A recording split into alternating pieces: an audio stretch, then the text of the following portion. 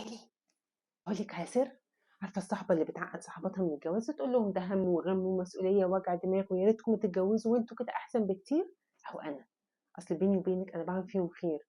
انا لو ما كنتش اتجوزت كان زماني في حته تانيه خالص، لولاش بس هو اللي بختي نايل. طب تعالي انت بقى واقول لك انا على سر.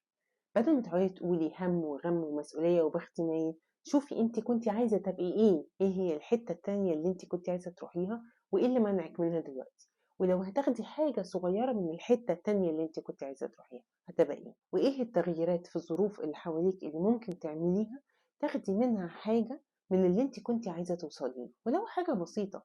ما هو مش ما لا يدرك كله لا يترك كله، دي نمرة واحد. نمرة اتنين، نصيحة كده لله في لله. لو ناوية تعملي خير ولازما ولابد قوي يعني تعملي خير في صحباتك، زي ما بتحكي لهم المساوئ احكي لهم الحاجات الكويسة، عشان مفيش حاجة وحشة كلها. الجواز مش وحش كله، مش مسؤوليات كلها، مش عبء كله، مش هم كله. في حاجات كويسة تانية، بس احنا بس اللي بننسى نقول الحلو. فلو عايزة يعني لازم ضروري ضروري قولي الحلو والوحش.